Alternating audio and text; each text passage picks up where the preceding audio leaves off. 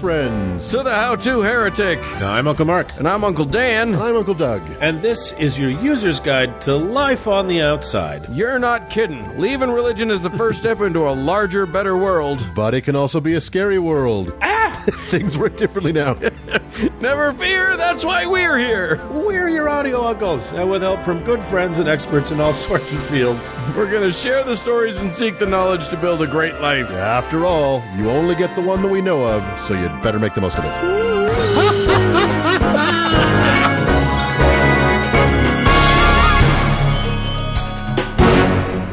Well, guys. Hello.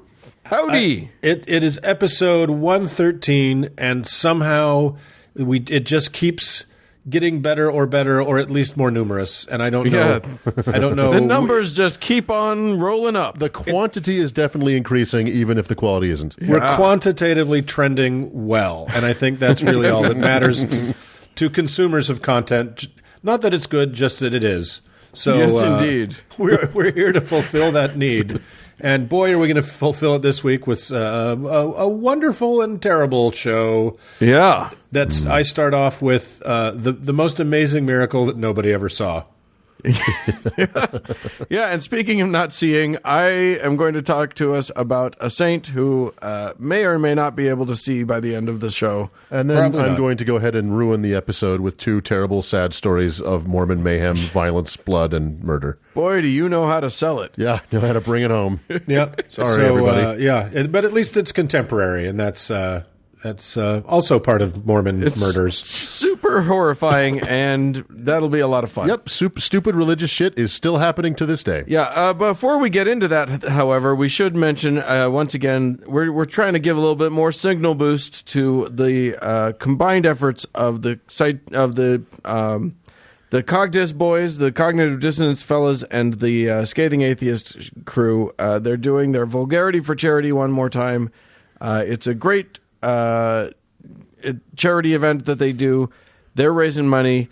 It's for a good cause. It's modest needs. Uncle Mark, fill us in. How do we do this? So what are they doing? Modest Needs is amazing. They are an incredible charity that gives direct cash assistance, and apparently the turnaround is pretty quick for people who are not quite poor enough to merit other, the terrible government assistance we have in our country, but are going to be screwed if they don't get some cash to get through the next 24 hours or whatever. And Modest Needs is there for that. Last year, Vulgarity for Charity raised $124,000 for this cause. This year, the goal is over $200,000, and we're well on the way. We're participating in this. So if you can, you go to modestneeds.com. You donate $50. You send that receipt, or 50, whatever you want, but $50 or more will get you a roast from us, us or the Cogdis boys or the Gamcast and Scathing crew and other guest roasters. So you just send your receipt and who you want roasted with a picture of them or whatever thing you want roasted on God's green earth to someone do Kenny Rogers, just because I want to hear them be Kenny Rogers roasters. So send it to vulgarityforcharity at gmail.com and wait to Tell them we sent you. Tell them we sent you. And you can also request who you want to do the roast. They'll try to accommodate that. I don't think it's a guarantee. But everybody who sends in a roast will get a roast. So please have your $50 or more turn into $100 or more, just like that. And do the right thing, feel good, and that's all that really matters, right? Great. Yep. Let's do a show. Let's do our show.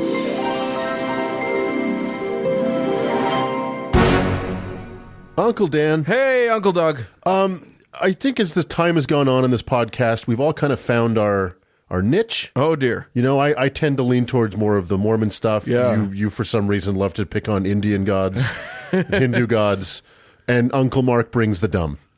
It's true. You go with what you know. It's true. And also, Uncle Mark is the one who always likes to tempt the most dangerous people in the world to blow us up. So, Uncle, what do you have for us, Uncle Mark? It's true. I just love to flirt with that sort of danger. And, as far as the dumb, you work in the medium you have. So, yeah. Guys, we do go on and on about all manner of Christians and Mormons, as Doug was saying, and their dizzying collection of holy books and how we've found them wanting, right? And We've oftentimes had a laugh at the head-scratching, air quotes, miracles found therein on too many occasions to recount here. Please see our entire catalog. But guys, we've been a little neglectful of our cousins of the book, haven't we? The Muslims and their little Bible, the Quran. So we're talking about a miracle today, but before we get into that, for anyone somehow unfamiliar with this particular piece of biblical fanfic, the Quran began to be, air quotes, revealed to a guy named Mohammed around 621 ACE, and continually, nearly every day for the next 23 years. That's right, this 600-page book was received in near daily drips and drabs for 23 years, so he must have written it all down, right? No. Muhammad couldn't read or write, but it's theorized that some of his friends could, and scribbled the daily distributions on whatever was lying around, which included leaves and bones, scraps of paper, cloth if they had any. Who gathered all of this hot detritus and scraps and collected it? Nobody really knows. The whole of the thing wasn't gathered up and compiled for decades. So prior to this, it was purely an oral, memorized, or paraphrased bunch of randomness. So, hey, quick, grab me a bone. I need to write this down. Hey, quick, somebody write this somewhere. I don't know that we just remember it. Just remember it. It's going to be important someday. Way more important than you can even imagine. So don't worry though. We'll get everything right. I've got a pretty darn good memory. So now that we've established how there can't possibly be any problems with this narrative chain of custody of all the scraps and piles of leaves, the most perfect book ever was written on by countless different people. Let's talk about a few things Mohammed wrote about himself in this holy book, his miracles. And I should make clear when I say wrote, kind of said. Just claimed.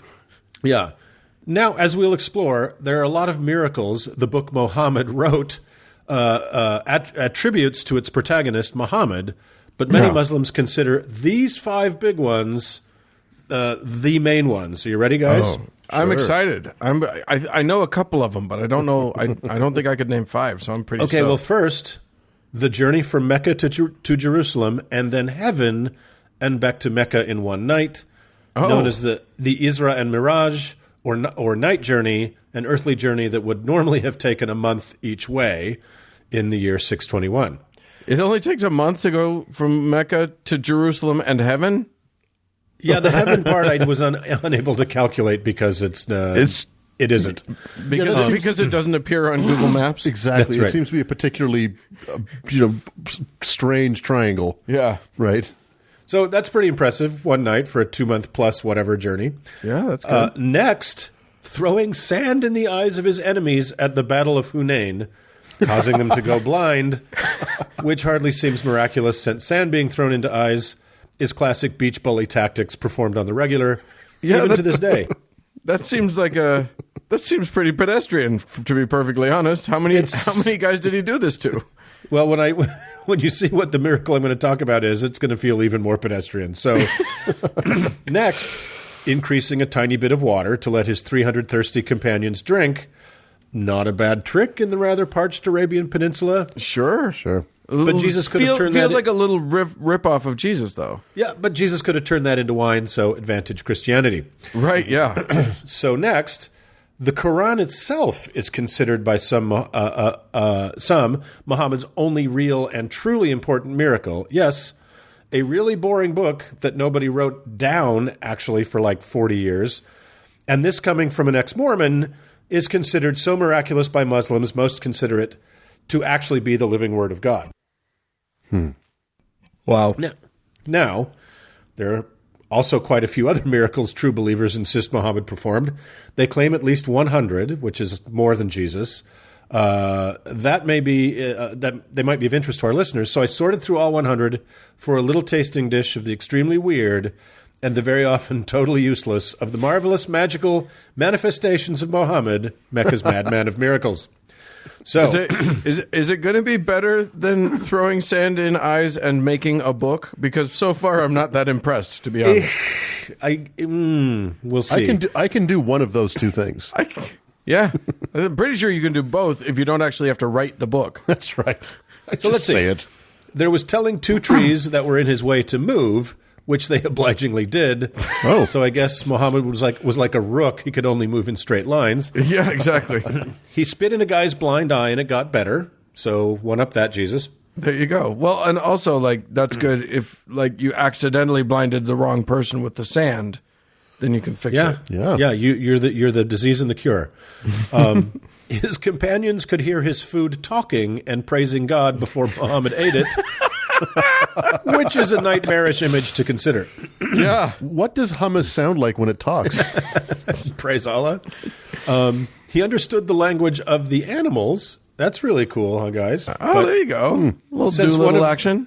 One of the tenets on day 3 of the Hajj, the journey to Mecca each Muslim must make during their lifetime, is the halal slaughter of a goat. He didn't really give a shit about what they had to say, I suppose. Huh. He yelled at a mountain to stop having an earthquake underneath him, and it obeyed. So that's cool. That's a good one, sure. He could speak and hear dead people, so that's not a crazy thing. All right. And very importantly, he did not cast a shadow, his followers say. So it's a really good miracle for proving something.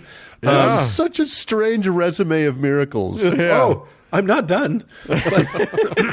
But most critically, he once had to comfort a palm tree that was crying inconsolably because he had stopped leaning on it.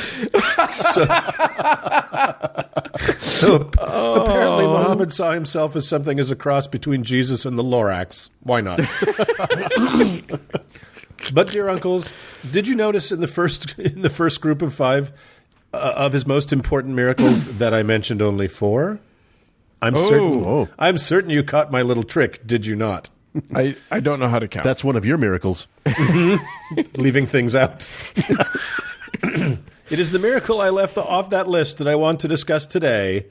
That's right, old chums. If you thought I was sidestepping while you were expecting bisecting, it's the bi-hemispherical lunar miracle, Mohammed splitting the motherfucking moon. Now, this is where I would have had Doug play Y'all Ready for This on his phone. But stupid Andrew says we can't get sued anymore. So it's totally true, you guys. It says so right in the gripping edge-of-your-seat narrative of the most perfect book ever written about the guy performing the miracle by the guy performing the miracle. Let's go there now. In Surah Al-Qamar 54, 1-2, it says, "The hour has come near, and the moon has split in two. And if they see a miracle, they turn away and say, quote, passing magic." The end. It's all right there, guys. Game, set, match. Wait a minute. Yeah. What did I just hear? I'm very confused. But what does all this truth mean? Well, here's how most Muslims and Muslim apologists interpret those two cryptic sentences in a more fleshed out version of the story, which I paraphrase very much for brevity here. The miracle of the splitting of the moon occurred before the migration to Medina upon the demands of the pagans with the permission of God, and it was shown by the Prophet Muhammad. The pagans demanded of Muhammad, "If you are truly a prophet that has been appointed by Allah, then split the moon in half. Let it be such a way that one half will appear over Mount Abu Kubais, and the other half will be seen over Mount Qaikyan." The Prophet Muhammad asked, "If I do, will you become Muslims?" The pagans, known liars, right, said they would. On the 14th night, when the moon was full, the Prophet Muhammad wanted Almighty Allah to give him the miracle which the pagans demanded from him. When the Gabriel informed the Prophet Muhammad that God had accepted his prayer, he announced it to the Meccans, and so the pagans witnessed the splitting of the moon on the 14th night. When Almighty God let the moon split in half, one half standing over Mount Abu Kubais and the other half over Mount Qaikyan, the Prophet Muhammad shouted at all to bear witness. However, the pagans, somewhat astonishingly, said, "Muhammad cast a spell on us." Some of them also said, if Muhammad had cast a spell on us, then he couldn't have cast a spell on everyone. Let us ask the wayfarers who came from the surrounding areas if they saw what we saw. They asked the people who came from everywhere, and I like the everywhere. Yes, we also did see the moon in that state. We saw the moon as split. They informed that the moon was split. Among the people who came from everywhere and had seen the moon split, there was no one who had not seen the moon split. However, the pagans somehow still refused to become Muslims and to believe by saying this is a prevalent magic. So, to recap, the unbelievers were being mean to Muhammad, and he asked God to give them a sign, which he provided in the form of splitting the nearest planet in half, and they still didn't believe. Cool story. Yeah. So let's Just tackle goes this. to show, if you got a non-believer, don't try to convert them. Just blow them up. There's nothing you can do. Yeah, that's probably your best course of action. So, And no mention of the tides that would have resulted from a Right? split I moon. was thinking about that too. It'd be Well, cool. we'll You could get there. We'll the get there. surfing action would be amazing. So let's tackle this lunacy point by point. First of all, to the claims that people all over the known world saw the moon break in distinct halves and separate by what must have been thousands of miles. No, they did not. There are two sources for this claim. One is the Quran itself, accompanied by writings of non-contemporary faithful Muslims, none of whom would have been alive to see the event. The other is the only foreign source, and even that's not exactly clear, that is cited by apologists is a single, weirdly composed and compiled manuscript of unknown authorship and unknown origin in an obscure collection in London titled Kisat Shakruti Firmad, and it is described thusly in one of the collection's catalogs. And I quote, a fabulous account of the first settlement of the Muhammadans in Malabar under King Shakruti Kraganor, a contemporary of Muhammad, who was converted to Islam by the miracle of the division of the moon. Which is a catchy title. Note the work the term fabulous account is doing in that first sentence. that this is the only non-Quranic other source from an entire world full of people, Persians, Egyptians, Indians, Mayans, Japanese, Celts, Pacific Islanders, Incas, Hopis, werewolves, etc., anxiously watching the moon intently every night for signs and omens, and somehow not seeing it break the fucking half. Just one weird story written by a Muslim source long after the fact that an Indian king converted to Islam, and that's it. Those are the only sources. Well, that is more supporting evidence than the Book of Mormon has. It's crazy, the It's similarities, isn't it? It's equal supporting Yeah, evidence. the witnesses. So, nobody else saw it, and by Muhammad's own account, the ones who did thought it was some kind of parlor trick. So, now to the reality of splitting our closest cosmic dance partner in half. Let's give our friend Mohammed a tiny bit of the benefit of the doubt, since he had no clear idea what the moon actually is. Did he know it's a spherical planet? No. As the moon is tidally locked to the Earth, we only ever see its one side, and most cultures at the time thought it was a disk.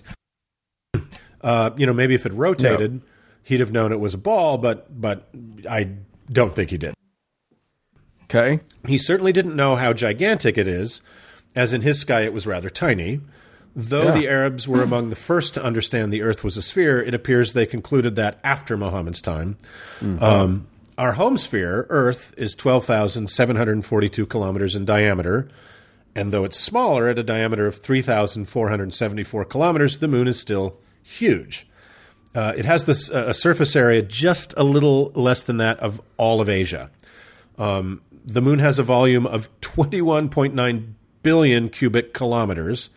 Yes, that's a lot, especially when you know that a significant portion of that inner volume is a molten metal core, a blazing hot mess likely to become quite visible once its dusty covering is suddenly snapped in half. So that's You'd just think part so, of but it's like biting into a Gushers. it. Yeah, it's got a liquid center that you would be sure to notice if you bit into it. So, Or like if you cut Doug in half. I have a liquid center. he does have a liquid, but it's not molten. At the beginning of the Quranic verse, it says, "The hour has come near, and the moon has split in two." And I found another pretty amazing Muslim apologetic attached to that. By the way, guys, we read a lot of apologetics, Christian, Mormon, and oh my God, the Mormon ones are just so fucking sad. But the Muslim ones may be even sadder. If you want to go down that rabbit hole, it's just awful. Anyway, this modern apologetic connects the splitting of the moon to another Quranic verse about the Day of Judgment. That is, I quote, he asks, when will be the day of resurrection? So when the sight shall be dazed, and the moon will be eclipsed, and the sun and the moon will be joined together. Okay, so try to follow the logic here. The apologists claim this tangentially proves the moon was indeed split in half because modern science confirms that the sun and moon will be joined, as claimed in the verse above. Boom, lending some sort of thrice-removed proof that the Quran is right about everything planetary, so the moon was split in two. Boom goes the IED. So, how does science prove the sun and moon will be joined? The apologetic claims that the moon is growing more distant from the Earth by a few centimeters a year, and that at some point it will get pulled away and fly through the tens of millions of miles and fall into the sun. Except modern science does not agree with that at all.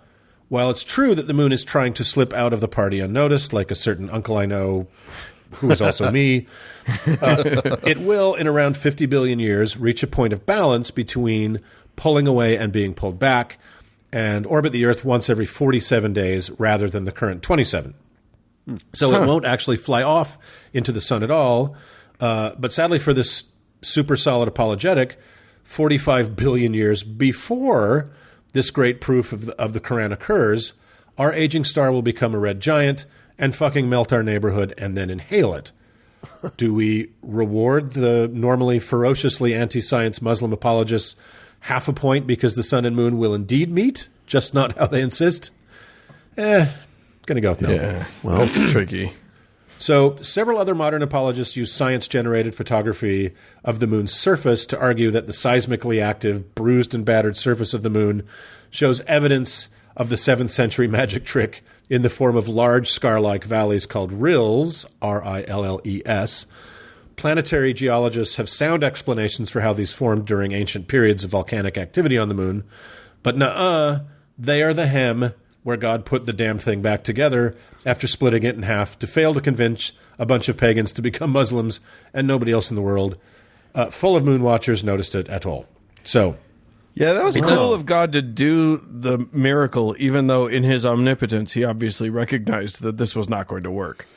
Yeah. It's a wasted miracle is still a miracle, I suppose, but it doesn't help that the lunar mending apologists, that they keep insisting there are several valleys over 9 kilometers deep on the moon, when our very well-charted neighbor's deepest ditch is just half a kilometer deep. So again, to recap, a bunch of dildos were laughing at Mohammed for claiming to be a prophet, and so he got all the feels and cracked a planet in half. Nobody else credibly saw this cosmic cataclysm, and it didn't really work because most of the people he showed were like, meh, magic trick. And without exception, after every torturous, science-twisting, wackadoo apologetic I read, they all conclude with something like this. You know, miracles are weird, and maybe the moon only split for those few people standing around Muhammad and not the whole world. And hey, if you need miracles to confirm your faith is shit, so this is really all your fault. So it's all of them kind of end with that. And so that's it. At least you tried, Muslim apologists. Yeah. Maybe you'll have... Yeah. Tearing the moon in half is like Thanos level power. Like, that's a significant thing. I don't even think Jesus claimed anything that grandiose. Yeah, I don't even think Chris Angel can do that. So at least you tried. A huge fan of our show. Yeah, maybe he's a huge fan of the show. And Chris, thanks for your patronage. Maybe they'll have better luck using science to explain away the sad, weepy tree that needed a hug after it got lonely for Muhammad. So that's splitting the moon, guys. A real thing that totally happened to end. Yeah, exactly. Wow. Yeah. All right. Well, thanks for that. I'm going to go hug a tree. Let's make a moon and split. Damn it, I was about to say that. Moving on.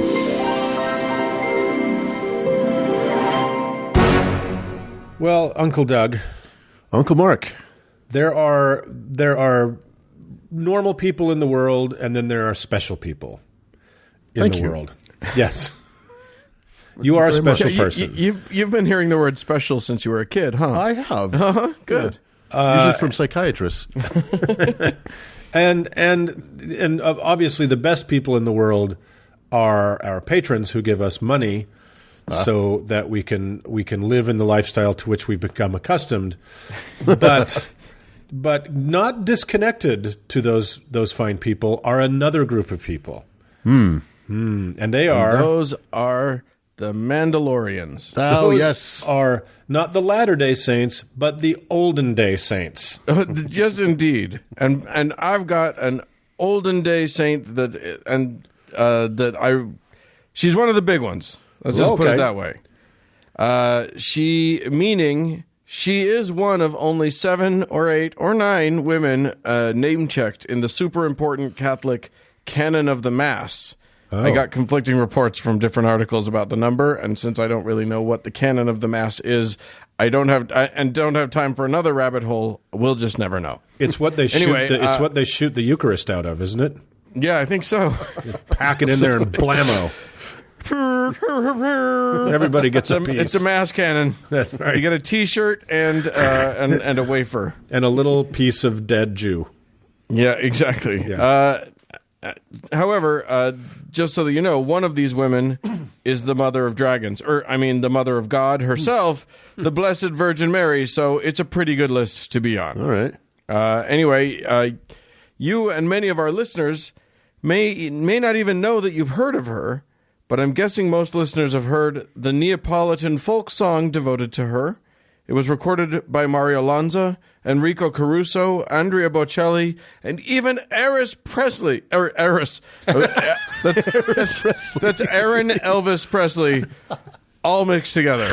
I can do that. I'm that good with language that I can just squish things together. Anyway, the Elvis version is very interesting because he somehow gets way off the rhythm towards the end, and it sounds like he's just taking some liberties, but then he gets so far off and never quite makes it back, and it's totally bizarre. Maybe That's it was probably the pills. because of it was the pills. Yeah, exactly. However, folks from our generation and a little before probably heard it first from a handsome young cat named Tom, who serenaded us as he paddled along the water in a tin tub, and who then spent the next 10 minutes pursuing a mouse named Jerry in an episode titled Cat and Duplicat. The song itself, maybe I'll favor you with a little bit of it. Well, no, I won't. Santa Lucia. Santa Lucia. You remember that? Oh, yeah. Sul mare luccica l'astro d'argento. Wow. Yeah, you're welcome. Yeah. Wow. I could keep going. Maybe that's my segment. I really hope that's in the public domain songbook. It is. Don't worry. Okay, good. I did check. Yeah, that's awesome. But yeah, maybe we should do that. Uncle Dan sings the Neapolitan hits. That's the spin-off podcast. Patreon goal. Yeah, Elvis, exactly. Elvis sang that in Italian? He did. You should look it up. Lucia. Yeah, exactly. It's fascinating and not good. Anyway, actually, what's funny about that song is that though it invokes Santa Lucia numerous times, it seems to be just about a guy inviting some people on his boat on a pleasant evening and then randomly saying Santa Lucia a bunch of times.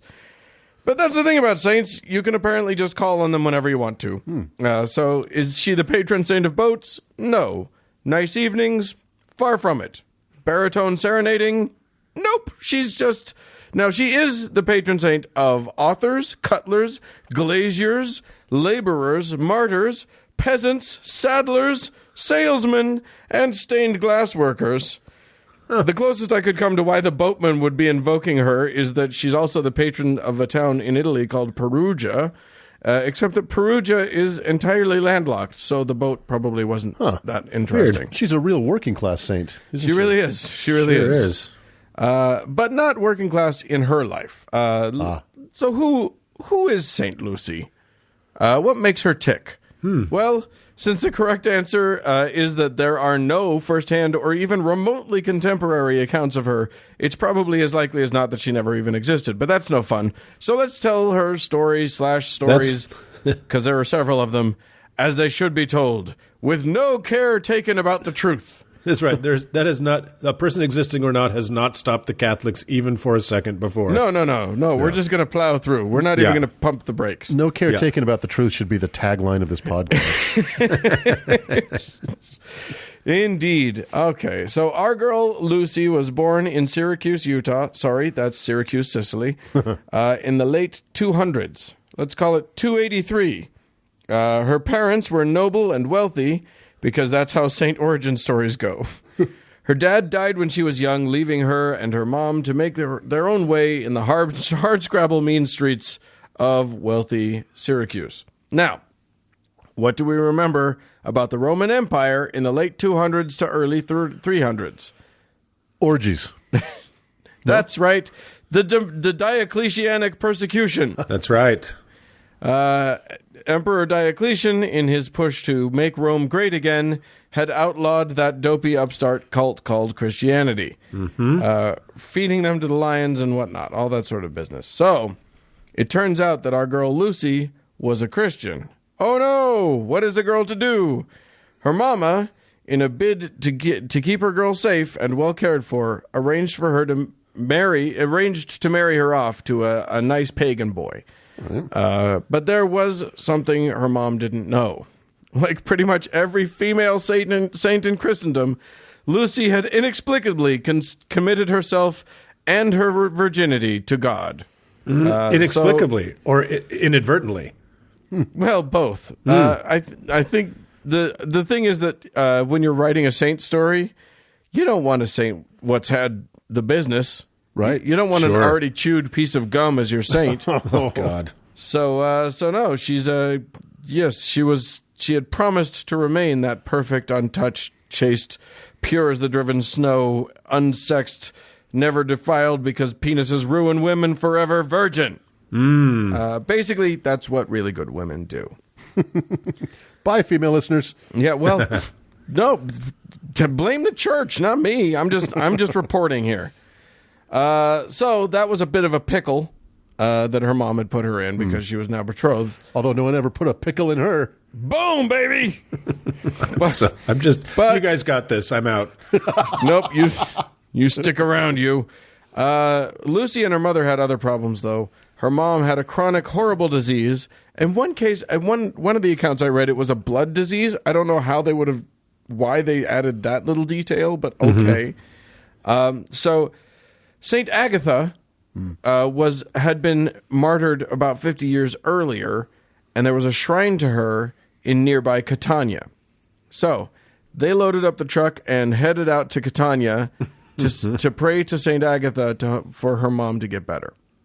Well, Saint Agatha visits Lucy in a dream and says, guess what? Your mom's going to be healed, and as a special prize, you, Lucy, are going to be as cool as I am, and all of the good things that happened to me, including delightful martyrdom and forever sainthood, will one day be yours. Lucy persuades her mother, in gratitude for this great miracle, persuades her mother to give all of her wealth to the poor. So see how good she is? I'll take that. Again, when you're writing a saint story, these are all easy. These are all the sort of easy ticks that you can check into exactly check marks.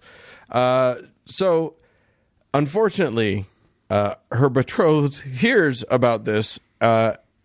Hears about his dowry, essentially, or whatever, the money that he should be inheriting, right, getting given away, and becomes furious and complains to Pascasius. He was the worst. I'm going to say Pascasius, the governor of Syracuse at the time, and not only complains to him about this whole thing, but tattles on her for being Christian. Ooh, yeah, what a little bitch, right? Yeah. Which is why he's not even named in this story. He's just her betrothed. Pascasius orders her to burn a sacrifice to the emperor to show that she is a good little pagan girl like everybody else, but she refuses like a moron. Like, what the fuck? Just burn a thing. It's not that hard. But no, she's true to herself and to her God, and she is sentenced, because of this rebellion, to sex. She is sentenced to sex at a brothel, i.e. rape, I guess. Yeah, that'd be rape. So this is a weird story. Anyway, guards come to take her, but cannot budge her. Eventually, one version of the story has 1,000 men and 50 oxen pulling at her to try and get her to go to this brothel. And no dice. They can't get her to move. So they decide that she's going to die, and they bring a whole bunch of firewood around her because she is frozen to the spot. But they can't get the firewood to light. So, she's foiled them again. And she's there talking all kind of Christian smack about them. You know, if you do this, you're going to burn in hell, blah, blah, blah, all that sort of thing. So one of the soldiers, kind of wanting the bullshit to stop, slits her throat. Oh, that took a turn. Nothing doing. She heals right up and keeps on blathering. Then there's another story about them poking out her eyes, and then boop, they pop right back in. So joke's on you. Of course, there's an alternate story in which she poked out her own eyes because this would have happened earlier in the story. But there was an alternate story about how she was being pursued by a persistent wooer who kept talking about how he liked her eyes. So she popped him out so that he wouldn't be, so he would stop wooing her. I'm sure some of our lady listeners can relate. Wait, I feel like we're talking that Dan. I kind of dozed for a second when you're reviewing the newest Saw movie. Like it's torture porn goes back a ways. Guys, this is not a new thing. Yeah. Finally, a Christian priest gives her last rites, and only then did she die. Oh, that's sweet. So there is the question of why the fuck did he do that? Yeah, exactly. Right. She's doing great. You don't need to do that. She is fine. Don't read that spell and I will live forever. Right, exactly. Yeah, keep them away from me. Well, who do you do? And then she's dead. Wow. Other stories about her include her feeding Christians, hiding in the catacombs, and this story includes her not knowing how she's going to get all of this food into the catacombs and also be able to see because it's dark. So she invents a wreath that goes around her head with candles coming up off of it, which is why on her Saint's Day, in a lot of parts of the world, they celebrate by putting a wreath on their head with candles. All right. Or one of the girls represents her with a wreath of candles. I'm sure someone's hair is caught on fire. Oh, I'm totally. Absolutely positive. Oh my God, of course. It's yeah. So there you go. So her Saint's Day is December 13th, which, coming as you right know, coming right up, is the winter solstice. Or is it? rather, was the winter solstice before they started fucking with the calendar. So now it's no longer the winter solstice, but she's still used to celebrate, to sort of as a festival of light. Her Saint's Day is used as a light festival because it's the darkest time of the year and everybody's depressed and whatever. But now it's used also as a sort of precursor to Christmas, and it's like a warm up. I refuse to say Happy St. Lucy's Day. Happy holidays. Yeah. This is the war on St. Lucia's Day. Yeah, that's right. That's right. Fuck you, Lucia. They even claim that her name kind of comes from the Latin lux or lux, which is light, and so there you go. Anyway, so the fact that she's all about light makes her very popular in places like Scandinavia, where it gets oppressively dark.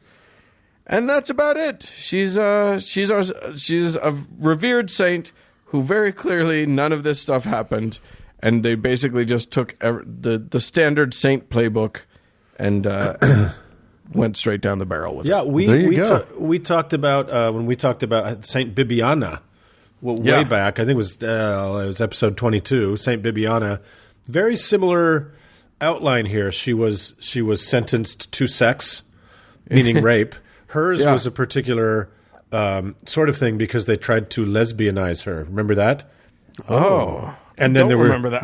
But keep talking. I don't listen to this show. I have no idea what we've talked about. Even as it's happening live, Dan doesn't listen to it. So I'm not paying attention. It's a similar playbook where apparently God is obsessed with nothing more than a female quote unquote virginity, and so the worst thing you can do is take that away. Is defile it, defile it. So God has prima nocta, apparently, the right of prima nocta exactly. for all young women in the world. So she joins the host of the saints, I suppose. Yep, there she goes, raised up into the canon. So you shoot her out of the cannon of the mass. So be ready for some overspray.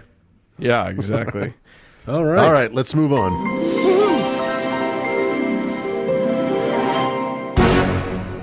Well, fellas, I I want to. I did skip a thing in our St. Lucie in my little write up of St. Lucie, which is that I want everybody to be aware that if you see her represented in art, a whole bunch of the time you will see, because of the whole eye gouging out thing, you will see her holding eyeballs in some way or other. Either there was one that I saw where she had just eyeballs, not balls, they were like eyes with eyelids on them, on a platter. That was cute. And there was one where she was holding flowers, but instead of flowers, it was eyeballs on the stem. Jesus. They get creative. The artists, they get creative. It's a little Pan's Labyrinth vibe going on. Yeah, it's so great that Catholics grow up without any issues from seeing these images as children, right? 100%. Yeah, They're the most issueless people in the world. Next, the Jews. Yeah, exactly. However, we have some saints who give to us who their eyeballs stay firmly planted in their heads, hopefully, and we need to thank them. So our newest patrons, thanks so much to Tiffany, Angry Macface, and Jim. And then I think it's my turn. I owe a patron saint, an improvised patron saint, to Joanna. Hey, and Joanna, your patron saint is Saint Otis of Reading, Pennsylvania. Get it? Otis Reading, but it's not. It's Otis of Reading. Anyway, he is the patron saint of board games, of cruciferous vegetables, and mammals that lay eggs. So, congratulations. The monotremes. Yeah, exactly. Yeah. Wow. Thank you. Pulled out that one. That's great. He doesn't. if the He Jim doesn't who get called donated- up. He doesn't get called up much, but when he does, holy shit! You know what I mean? It's important. Look out! If the Jim who donated is Jim Jordan, you can have your money back. And it is not. And so there you go. Thank you so much to all of our donors. Uncle Mark, tell them how they can how those of them what don't give us money can become those of them what do. Well, all you got to do is skedaddle over to get onto your internet, and then when you get there, go to howtoheretic.com. Hit the Support Us tab. That takes you to Patreon. There will be squares in which to enter data, some of which are your credit card number or one that you find at the bar. And then there's another number, another box to put in a number that's practically infinite. There's no upper limit. Put in what you want, what you can for a weekly donation, and we'll love you for it. Yeah. It's a way to show us that you appreciate what we do by buying us a beer. We work hard for. Well, we put a little work in for you. We work a moderate amount for your moderate amount of entertainment, and you can give us a moderate amount of money as a sign of your joy. And that's right. And if you can't do that, go to any place you can give us 5 stars. And we're on Spotify now, Stitcher, iTunes, any place you can do that, and fill our sky with stars to guide us to you. And there we will be. Moving on.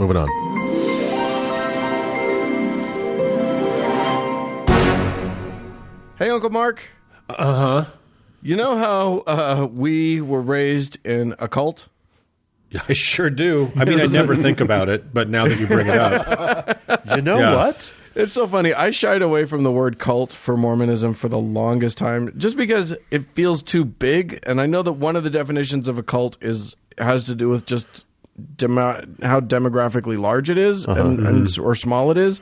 But for the most part, I think it's pretty culty, but it's not. Yeah. But the version that we had, the downtown Mormonism, the Brighamite Mormonism, your city Mormonism, your workaday Mormonism, not as culty as some other offshoots. At least they were desperate not to appear so. And it may not be as culty as some, but it's definitely cult adjacent. Oh, yeah. It was a cult. We were raised in a cult. Yeah, we were. However, it could have been worse.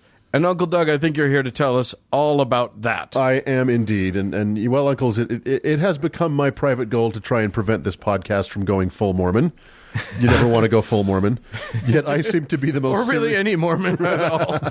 I seem to be the most serial violator of that mission. So when 2 very weird, very sad stories connected by our strange little desert cult hit the wires, I decided that rather than split them into two separate segments, I would cram them into one segment and get them out of the way. Okay. So, longtime listeners of this show know that your dear uncles can often find ourselves getting lost down ever stranger and darker rabbit holes. But even with that said, strap in. Well, and are we going to issue a warning here that, Doug, there is an extreme level of violence in this? I will when we get to that point. Okay. Yeah. Be warned, listeners, and it will include, I'm sure there'll be a mention of violence against children. Yeah, well, and when we get to that point, I will definitely issue a trigger warning. And a little bit of a trigger warning for the beginning here, but this has been in the headlines, so it's not going to surprise anybody. Look, consider it.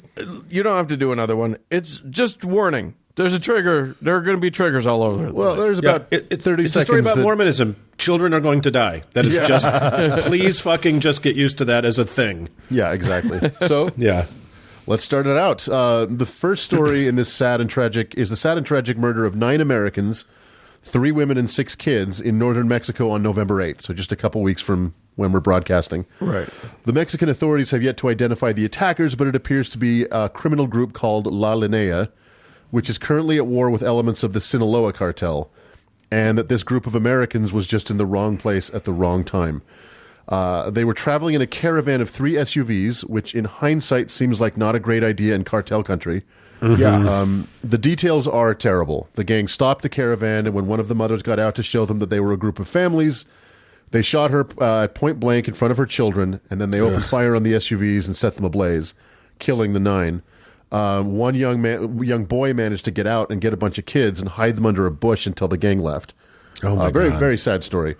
But it turns out that this group of Americans are an offshoot of Mormonism that still practices polygamy. And the reasons that they found themselves in Mexico trace directly back to the founder of Mormonism, Joseph Smith, and the Stalin of Mormonism, Brigham Young.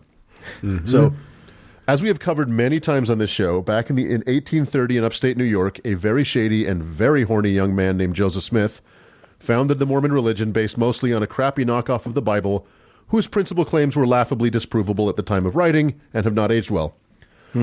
Joseph, you see, was here to chew bubblegum and fuck minors, and he was all out of bubblegum.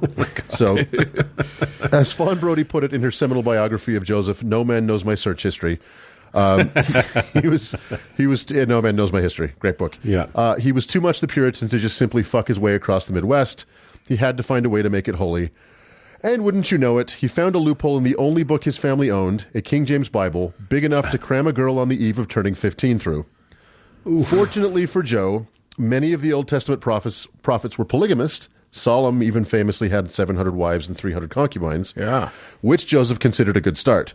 And so, although the exact date is disputed, as early as 1830, Joseph began taking plural wives. His first victim, and being a 14-year-old girl staying with the Smiths as a paid servant, she was most definitely a victim, was Fanny Alger, but she was just the beginning. At first, Joseph kept all this secret, including from his wife, and he kept it to kind of his innermost gaggle of fellow lechers. He even took to sending his good friends on multi-year missions abroad so he could secretly marry and bed their wives that he'd taken a fancy to. Really good guy. Well, but it's a good ploy. It worked. Yeah. It was effective. It's good to be the king. It's good to be the king. Finally, under some pressure from the increasing number of people who Joseph had wronged by fucking their wives and daughters, Joseph recorded a revelation known as Doctrine and Covenants, section 132, that lays out in great detail how and why polygamy not just should, but must be practiced by good Mormons as a fundamental prerequisite to entering the kingdom of God. This section is still on the books to this day. Yeah. Mm-hmm. Yeah. That's the most brilliant thing about Mormonism right now is how much current Mormons are like, we don't do that. That is not a thing we do. How dare you, sir? And yet, if you're like, well, but is Can I borrow your book? Yeah. Can we look at that for just a second? So, subsequently, an angry group of men killed Joseph in 1844, as we covered back in episode 96, mostly because of polygamy. And Brigham Young then took the church out of Utah, outside the boundaries of the United States, as we covered back in episode 97, mostly because of polygamy. So polygamy and all the baggage that comes with it is as old and fundamental to Mormonism as is the Book of Mormon and mayonnaise, and is simultaneously the source of its greatest power and its greatest weakness. Without the motivation of polygamy, rapey fanatics like Brigham Young, Parley Pratt, and John D. Lee would have found some other avenue for their devotion and their semen, and Mormonism would have probably faded into the obscurity of the burnt-over district. However, without the stain of polygamy, the modern Mormon church would be far more powerful and dangerous than it already is. So, anyway, they're in a real pickle. They're in a bit of a pickle. It's a conundrum. Pickle here. Yeah. Once Brigham realized that there was no escaping the manifest destiny of the United States, he set about trying to get statehood. However, the federal government was uncompromising in its stance that polygamy has got to go. And so Brigham's second successor, Wilford Woodruff, officially banned polygamy in 1890, with a manifesto, by the way, which is a little more tepid than a full revelation. And Utah was granted statehood 6 years later. That's not the end of the story, though, as several splinter groups broke from the church in order to continue their inbreeding programs. Many of these groups decided to continue the long tradition of fleeing the United States in order to keep fucking minors, with several groups fleeing north to Canada, where they can still be found today, and several heading south to Mexico, which brings us full circle to the tragic events of November 8th, and how a group of fundamentalist Mormon polygamists found themselves in cartel country. Yeah, let's not forget that the initial caravan of Mormons leaving the Midwest to come to Salt Lake City was them fleeing the country. Yeah. This was Mexico at the time. To continue to practice polygamy. Right. Yep. Yeah. Interesting little side note here. In one of those polygamous colonies in 1907 in Chihuahua, Mexico, was born a bouncing little white baby named George Wilkin Romney. Yep. Father of failed presidential candidate and current spineless Utah Senator Willard Mitt Romney. That's right. Willard. Can we just call him Willard, please? Because that is a terrible name, and I love it. However, the victims of this gang that died the other day were members of the LeBaron sect of splinter Mormons, which ironically was its own kind of crime syndicate back in the 1970s. Local listeners will no doubt recognize that name because it was all over the news at the time. The then leader of the sect, Ervil LeBaron, the most Utah name in history. Yeah. Ervil LeBaron ordered the killings of several rivals based on another horrid Mormon belief, blood atonement, that Uncle Mark covered back in episode 50. I feel like this podcast is collapsing on itself. Yeah. Eventually it will go supernova and we will start a cult. We will all be cult leaders. The Mormon singularity will occur. Yeah, exactly. Yeah. So Ervil was sentenced to life in prison and died in prison in 1981 in the Utah State Penitentiary, which brings us to the second Mormon story of the day about another murderer who died in that self-same penitentiary only days ago, Ronald Watson Lafferty. Ron Lafferty had been on death row for 34 years for the brutal murders of his sister-in-law, Brenda White Lafferty, and her 18-month-old daughter, and that he committed along with his brother Dan in 1984. Ron had just recently lost his last appeal, and a date for his execution was being set when he died. Oh, I didn't know that. What was the method of his execution?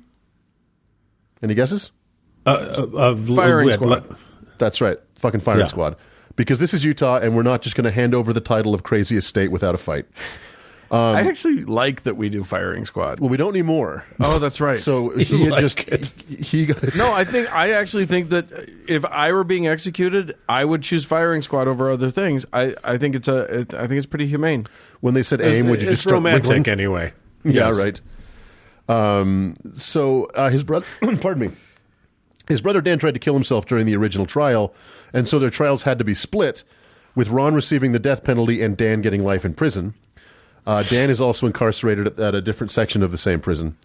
So the story of the murders is as horrific as it is bizarre, and is told in incredible detail in John Krakauer's 2003 book, Under the Banner of Heaven. Yeah. If you have not read that book, I cannot recommend it highly enough if you want to understand the violent underculture within Mormonism. The Lafferty family was based in Utah County, which is the true locus of the Mormon faith. In what at the time and place was actually a pretty modest progeny. The family consisted of the parents and just 6 brothers. That's a pretty small family for 1970s Mormonism. Yeah. They were always pretty fundamentalist, but somewhere in the late 70s, brothers Ron and Dan took things up to 11. They began attending a heretical group with some other fundamentalists called, modestly, the School of the Prophets, that aimed to steer Mormonism back to its roots, which of course means polygamy. Right. Yeah.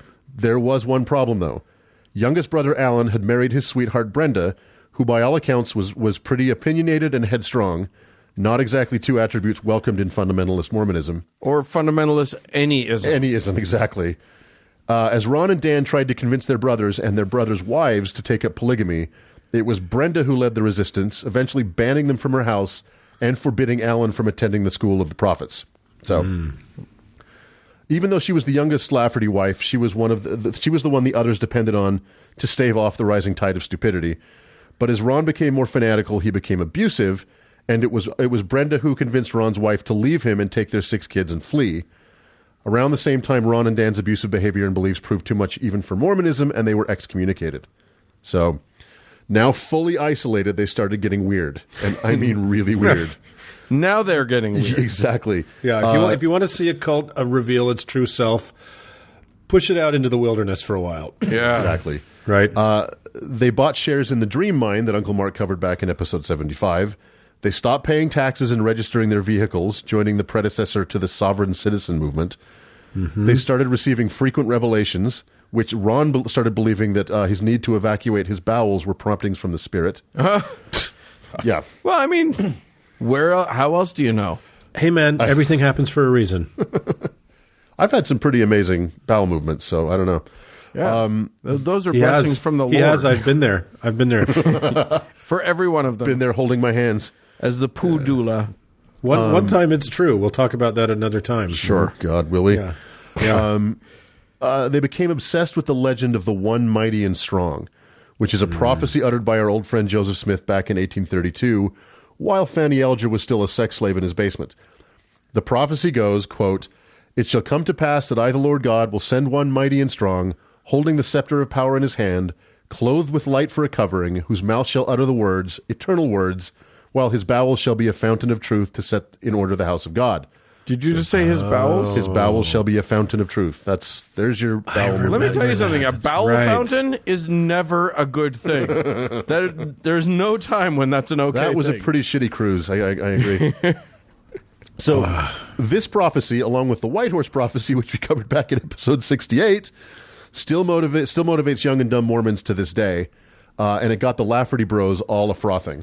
There is one anecdote of them stopping traffic in an intersection as they did push-ups to demonstrate their might. But all the cardio in the world wouldn't shake the realization that their family was gone, their church had kicked them out, they were unemployable, they were in trouble with the law, and the further they went into their beliefs, the worse their lives got. And you know what? It was all that bitch Brenda's fault. And so coincidentally, Ron received a revelation in early 1984 that Brenda, her 18-month-old daughter, who would grow up to be just as much of a bitch as her mother, and 2 other people had to go. So this leads us to July 24th, 1984, Pioneer Day, which is kind of the most sacred day in Mormonism, especially in Utah County. I don't know about sacred, but celebratory. Celebratory, yeah. It's our state holiday. Yeah. So here's the trigger warning. The next minute or so of this podcast are very gruesome, and I am not kidding. If you were distressed by even a sanitized description of violence, you should skip ahead a little bit. So the 2 brothers had picked up a couple of drifters to help fund their impending getaway, and although not participants in the murders, they knew full well what was to come and would end up being important witnesses in the prosecutions. Ron and Dan knew that Brother Alan would not be home. Ron approached Brenda's house, knocked on the door. When she opened the door, he forced his way in, followed soon by Dan. Over the next few minutes, Brenda fought hard for her life, putting up a fight that caught the 2 brothers by surprise.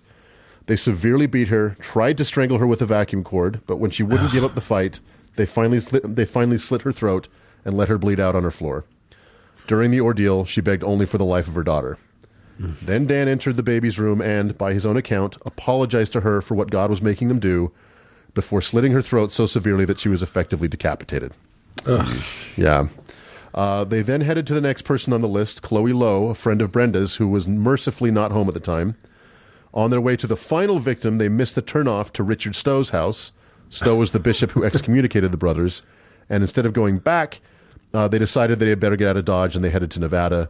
The 2 were arrested in Reno on August 17th. In a trial that garnered national attention, the 2 brothers, now being tried separately because of mentioned Dan's suicide attempt, were found guilty and sentenced. Ron and Dan have remained unrepentant all these years and have maintained that they were only carrying out God's will. I am saddened by Ron's death only because I don't believe in hell, and I was hoping for a firing squad with terrible aim. His brother Dan, by all accounts, is suffering from the same health problems as his brother, so this sad, creepy, and violent chapter in Utah history might finally come to a close soon, and when it does, we will surely let you know. I just feel like, look, your God sucks. Big time. If your God made you do all this shit, you had a miserable life, and then the last half of it is just going to be spent in prison, Yeah, that's a shitty God. Yeah. You failed at God. And if you're a prophet, how did you miss the turnoff to the guy's house? Exactly. You're a fucking idiot, is what you are. You would think that God would provide a sort of celestial GPS to help out, but Yeah, I mean, the more detailed accounts of these two brothers, they're pretty fucking dumb. yeah, not the they're sharpest. pretty fucking dumb. Can I circle back one sec, Doug, to just so people understand a little bit more about the Mormons that were killed in Mexico? The problem is not that they were directly challenging the cartels. That's not what is understood, right? No, they it's were just not at that where they landed in the 19th century has now become the cartel territory. Exactly. They're in the borderlands where the cartels try to move a tremendous amount of shit across the border to meet American demand for drugs, right? Yeah, exactly. Yeah. So it's just a series of accidents of history that they are where they are. Yep. And it's funny because most of those those sort of Mormon cult groups, they are American citizens. Most of them have dual citizenship. Dual citizens, so they could just cross the border and live here, except that they have this polygamous thing going on, so they can't because that's criminalized here in the States. Exactly. And it is just I guess the question is for religion in general and Mormonism in particular. What part of either of these sad and violent stories was made better by their religion? Yeah. Right? None. Yeah. Yeah. But at least they get an eternal reward after they die, they think. So, sorry for that bummer, guys. Fresh planets for all my friends. That's right. You get a planet, and you get a planet, and maybe not you, but you get a planet. You just hope that Mohammed doesn't come along and break it in half. I guess that's the lesson. That would suck. To take from this show this week. So, all right, well, with all that murder over with, let's move on.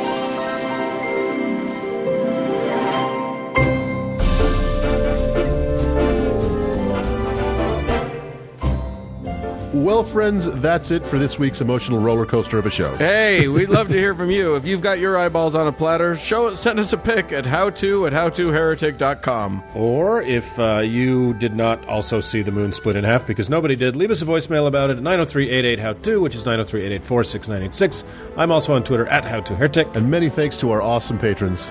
And many thanks to our dearest Cody Layton for editing the show. And thanks to you, friends, for tuning in. Bye, friends. Bye-bye.